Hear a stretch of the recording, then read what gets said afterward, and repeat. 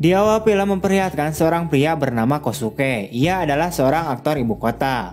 Namun saat ini ia sengaja pindah dari kota Tokyo ke pedalaman hutan untuk mendapatkan sebuah ketenangan jiwanya.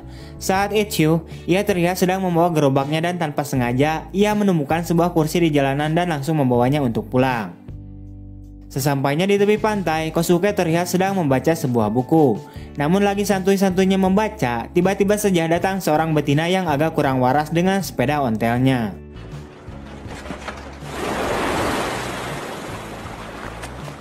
Wanita tersebut bernama Seorin. Seorin lalu melepaskan pakaiannya yang sudah basah di depan Kosuke, padahal belum kenal kampret. Kosuke kemudian bertanya kepada Seorin, apakah kamu punya tempat tinggal? Namun tiba-tiba saja Seorin mengatakan, aku ingin menginap karena tidak punya tempat tinggal. Mendengar hal itu, Kosuke kemudian meninggalkan Seorin, sebab ia mengira bahwa Seorin adalah wanita yang kurang waras. Dan judul pembukaan film pun dimulai. Kisah kemudian berlanjut saat Kosuke sedang membawa gerobaknya. Namun dari arah belakang, Seorin malah terus-terusan mengejar Kosuke. Bukan hanya mengejar saja, Seorin juga menaiki gerobak dan punggungnya Kosuke. Sementara itu, Kosuke yang berpikir Seorin gak ada halak, ia kemudian mengeluarkan jurus smackdown-nya dan bergegas pergi meninggalkan Seorin yang udah terkapar di tanah. Namun lagi-lagi Seorin terus-terusan saja mengejar Kosuke. Singkatnya, mereka berdua sampai di sebuah gubuk miliknya si Kosuke. Seorin tampak senang dengan bentuk rumahnya Kosuke, akan tetapi Kosuke tidak suka ada wanita di dekatnya untuk saat ini. Ia kemudian mencoba kembali untuk mengusir Seorin. Namun Seorin ini malah meremas mentimun miliknya si Kosuke. Sebab hal itulah membuat Kosuke semakin kesal dan mengatakan Seorin seperti anjing liar yang haus akan belayan.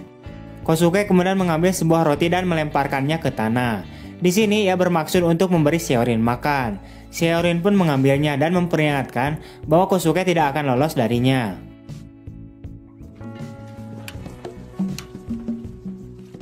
Di malam harinya saat Kosuke sedang makan nasi padang, tiba-tiba saja dia mendengar suara anjing melolong dan juga tiba-tiba saja lampu di gubuknya itu menjadi mati. Keesokan harinya Kosuke memanggil seorang temannya yang merupakan seorang mekanik untuk memperbaiki dan mengganti tenaga listrik di gubuknya Kosuke. Temannya ini bernama Yokuja. Setelah selesai memperbaikinya, mereka berdua kemudian pergi ke kota untuk ngopi-ngopi santuy di sebuah bar yang juga merupakan milik teman mereka. Sesampainya di bar tersebut, tiba-tiba saja ia melihat Seorin. Ternyata Seorin bekerja sebagai pelayan di bar milik temannya mereka berdua itu. Melihat adanya Kosuke, Seorin pun kemudian terkejut. Pada akhirnya ia meminta maaf atas kelakuannya kemarin. Kosuke pun dengan dingin dan memaafkannya. Disinilah awal mula Kosuke menjadi suka terhadap Seorin. Saat temannya sedang membacakan sebuah puisi, si Kosuke ini malah sibuk memperhatikan si Seorin. Singkat cerita, saat bar sudah ditutup, Seorin mencoba menggoda bosnya yang sedang ngambek baen. Bosnya ini bernama Kobuchi. Yang diceritakan ia merupakan temannya Kosuke. Diketahui Kobuchi ini tidak suka bahwa Seorin mengenal si Kosuke. Pada akhirnya Kobuchi pun memperkaos Seorin dan pada akhirnya mereka pun bermantap-mantap. Keesokan paginya, terlihat Kosuke yang sedang berbelanja sebuah sayuran untuk kebutuhan dapurnya. Namun sesampainya di gubuk miliknya, ia terlihat keheranan sebab ia melihat adanya sebuah mobil yang tidak dikenal terparkir di halaman depan gubuknya. Ketika masuk ke dalam gubuknya, tiba-tiba saja ia kaget karena ia melihat adanya Seorin dengan seorang pria yang sedang di gubuknya. Di sini mereka melihat adanya Kosuke, namun karena sedang nikmat-nikmatnya, mereka pun melanjutkan nya dan mengabaikan Kosuke. Setelah selesai Seorin dan pria tersebut pun keluar dari gubuk. Di sini terlihat pria itu sepertinya malu-malu terhadap Kosuke. Sebab awalnya ia mengira bahwa gubuk itu adalah miliknya Seorin. Tapi fakta sebenarnya itu adalah miliknya si Kosuke. Akan tetapi Kosuke tidak pernah mempersalahkan hal itu. Ia mencoba bersikap lembut terhadap mereka berdua dan memberikan mereka masing-masing secangkir kopi. Ya biar jag-jag aja gitu Wak, soalnya mereka kan habis olahraga. Mulai dari sinilah Seorin selalu mengganggu kehidupannya Kosuke. Singkatnya pada malam hari, tepatnya saat Kosuke sedang bobo ganteng, tiba-tiba saja dia terbangun karena ada sebuah ponsel berbunyi tanda panggilan masuk. Diketahui ponsel tersebut adalah miliknya si pria tadi siang yang tertinggal di gubuknya Kosuke. Saat Kosuke mengangkat teleponnya, tiba-tiba saja terdengar suara yang berasal dari Seorin. Setelah itu, Seorin kemudian berkata, kalau Kosuke ingin dengan dirinya, maka Kosuke tinggal bilang saja, mau kapan saja dan di mana saja. Kesal karena bobo gantengnya telah diganggu, ia kemudian keluar dan melemparkan ponsel tersebut ke dalam hutan. Keesokan paginya, terlihat Kosuke yang sedang macul di buruan gubuknya. Tak lama kemudian, Seorin datang yang bermaksud untuk mengambil HP si cowok yang kemarin tertinggal di gubuknya Kosuke. Namun Kosuke mengatakan bahwa ponselnya telah dibuang. Akan tetapi si Seorin ini terus-terusan bawel menyuruh Kosuke untuk mencari lagi ponsel itu yang telah ia buang. Di sini Kosuke kemudian menjadi kesal dan menanyakan kenapa kau terus-terusan datang kemari. Seorin kemudian menjawab bahwa dia adalah pemburu cinta. Dia juga berkata bahwa ia heran terhadap Kosuke yang merupakan seorang aktris ibu kota tapi malah memilih menjalani hidup di dalam pedalaman hutan. Kosuke lalu menjawab bahwa ia ingin menenangkan dirinya sementara waktu dan tidak ingin diganggu oleh siapapun. Singkat cerita, pada keesokan harinya terlihat Kosuke yang sedang duduk sambil memasak asin sepat. Namun tiba-tiba saja dia mendengar sebuah suara mobil yang mendekat. Sontak ia pun panik dan buru-buru masuk ke dalam gubuknya untuk bersembunyi. Awalnya ia mengira bahwa yang datang adalah Kobuchi. Namun ternyata terlihat seorang wanita cantik yang mendatangi Kosuke di dalam gubuknya. Wanita tersebut bernama Kyoto. Ia adalah temannya Kosuke dan merupakan seorang guru. Kyoto kemudian berkata pada Kosuke bahwa dirinya itu kangen kepadanya. Saat Kosuke keluar, tiba-tiba saja sudah ada beberapa pria yang menunggunya dan memperkenalkan diri mereka masing-masing. Diketahui bahwa mereka itu adalah murid-muridnya si Kyoto. Ia juga dikenalkan dengan seorang wanita lemut yang merupakan asistennya si Kyoto. Wanita tersebut bernama Yuko.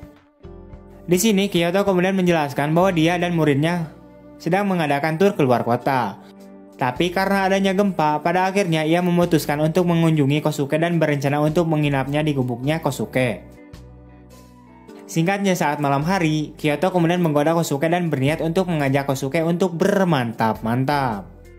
Ia kemudian melayani Kyoto dan menikmati lubang selangkangannya milik Kyoto. Namun saat mereka tengah bermantap-mantap enaknya, tiba-tiba saja lampu di dalam gubuknya itu mati. Sementara itu dari luar gubuk terlihat Seorin yang datang dan membawa sebuah lampu. Seorin pun bergabung dengan mereka dan mengganggu Kosuke dan bersama Kyoto yang sedang nikmatnya bermantap-mantap. Sementara itu Kosuke kesal dan memilih untuk tidak melanjutkan bermantap-mantapnya. Ia kemudian keluar dari gubuknya dan melihat Yuko. Karena saat itu Kosuke lagi pengen banget, ia kemudian mencoba menggoda Yuko. Akan tetapi lagi-lagi Seorin keluar dan melihat Kosuke yang sedang bermantap-mantap dengan si Yuko. Seorin pun kembali lagi mengganggu Kosuke, namun dengan cara mengajak salah satu murid masuk ke dalam mobil. Pada akhirnya mobil itu pun bergoyang-goyang. Sementara itu murid-murid yang lainnya juga keluar dari tenda dan mengantri di mobilnya untuk digoyang-goyang oleh Seorin. Keesokan paginya saat Kosuke sudah terbangun, ia kemudian keluar dan melihat Yuko yang sedang mempersiapkan minuman. Kosuke lalu mengatakan tentang keberadaan Kyoto dan yang lainnya. Yuko kemudian menjawab bahwa mereka semua sudah pergi. Tapi Yuko memutuskan untuk tinggal di sini dan melayani Kosuke. Mendengar hal itu, Kosuke bukannya senang, tapi ia malah meminta Yuko buat pergi dari tempat tinggalnya dan mengatakan bahwa dia nanti akan bertemu dengan temannya si Yokuja. Yuko pun kemudian lompatan pergi meninggalkan Kosuke.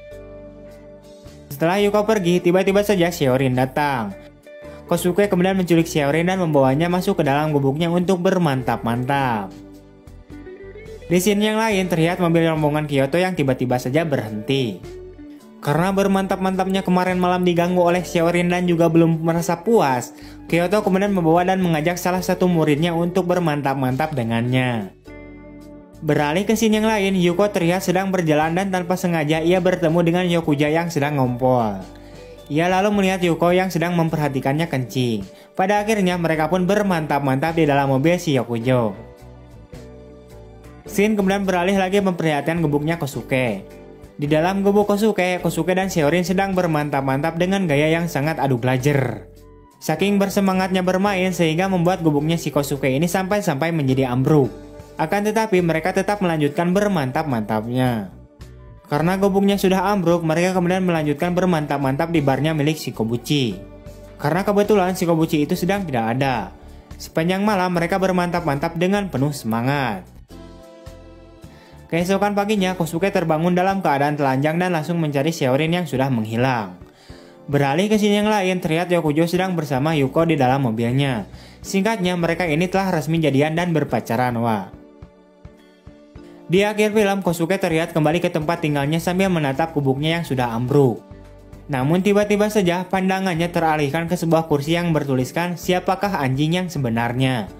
Diketahui bahwa tulisan itu adalah tulisannya Shihorin. Dan kemudian film pun tamat. Oke, wah itu dia untuk alur cerita dari film kali ini. Sungguh-sungguh cerita dan ending yang sangat kompres sekali. Oke, terima kasih, bye.